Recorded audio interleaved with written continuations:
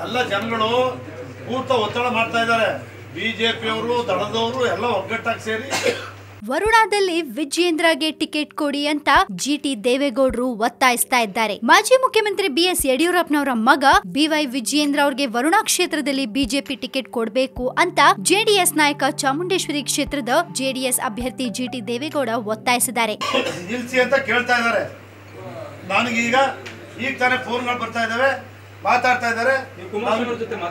ನಾವು ಒಂದ್ 2 ಗಂಟೆ ಚರ್ಚೆ ಮಾಡ್ತೀನಿ, ಚರ್ಚೆ ಮಾಡಿ ತೀರ್ಮಾನ. ಮೇ 12ರಂದು ನಡೆಯೋ ಕರ್ನಾಟಕ ವಿಧಾನಸಭೆ ಚುನಾವಣೆಗೆ ಇನ್ನು ಕೆಲವೇ ದಿನ ಬಾಕಿ ಇರೋ ಟೈಮ್ನಲ್ಲಿ ಪ್ರತಿಸ್ಪರ್ಧಿ ಪಕ್ಷದ ನಾಯಕರೊಬ್ರು ಇಂಥ ಹೇಳಿಕೆ ಕೊಟ್ಟದ್ದು ನಿಜಕ್ಕೂ ಆಶ್ಚರ್ಯ ಮೂಡಿಸಿದೆ. ವಿಜಯೇಂದ್ರ ಅವರ ಬೆಂಬಲಿಗರು ಮತ್ತೆ ಕಾರ್ಯಕರ್ತರು ಅವರನ್ನ ವರುಣಾ ಕ್ಷೇತ್ರದ ನಾಯಕ ಅಂತ ಒಪ್ಕೊಂಡಿದ್ದಾರೆ. ಶ್ರೀನಿವಾಸ್ ಪ್ರಸಾದ್ ಅವರು ಹೈಕಮಾಂಡ್ ಮೇಲೆ ಒತ್ತಡ ಹೇರಿ ಟಿಕೆಟ್ ಕೊಡಿಸಬೇಕು, ಗಲಾಟೆ ಮಾಡಿ ಆದ್ರೂ ವಿಜಯೇಂದ್ರ ಅವರಿಗೆ ಟಿಕೆಟ್ ಕೊಡಿಸಬೇಕು ಅಂತ ಜಿಟಿ ದೇವೇಗೌಡರು ಹೇಳಿದ್ದಾರೆ. ವರುಣಾದಲ್ಲಿ ಜೆಡಿಎಸ್ ಅಧ್ಯಕ್ಷ ನನ್ನ ಮಗನ ಸ್ಪರ್ಧೆ ಬಗ್ಗೆ ಯಾವುದೇ ನಿರ್ಧಾರ ಮಾಡಿಲ್ಲ, ಅಲ್ಲೇ ಸಮರ್ಥ ಅಭ್ಯರ್ಥಿ ಇದ್ದಾರೆ, ಹೀಗಾಗಿ ಯೋಚನೆ ಮಾಡ್ತೀವಿ, ನನ್ಗೆ 1 ಗಂಟೆ ಸಮಯ ಕೊಡಿ ಅಂತ ಕೂಡ ಅವ್ರು ಹೇಳಿದ್ದಾರೆ. ಒಟ್ಟಾರೆ ಜಿಟಿ ದೇವೇಗೌಡರು ಬಿಜೆಪಿಯ ಅಭ್ಯರ್ಥಿಯೊಬ್ರು, ಅದರಲ್ಲೂ ಬಿಎಸ್ವೈ ಮಗನಿಗೆ ಟಿಕೆಟ್ ಕೊಡಿ ಅಂತ ಒತ್ತಾಯಿಸ್ತಾ ಇರೋದ್ರ ಹಿಂದೆ ಏನಿದೆ ಅನ್ನೋದು ಗೊತ್ತಾಗ್ತಿಲ್ಲ. ಇದೊಂದು ವಿಷಯ ಮಾತ್ರ ಎಲ್ಲರಲ್ಲೂ ಕಾಡ್ತಾನೆ ಇದೆ. ಸೊ ನೋಡೋಣ, ಇವಾಗ ಜಿಟಿ ದೇವೇಗೌಡರು ಕೂಡ ವಿಜೇಂದ್ರ ಅವ್ರಿಗೆ ಟಿಕೆಟ್ ಕೊಡ್ಬೇಕು ಅಂತ ಒತ್ತಾಯಿಸ್ತಾ ಇದ್ದಾರೆ.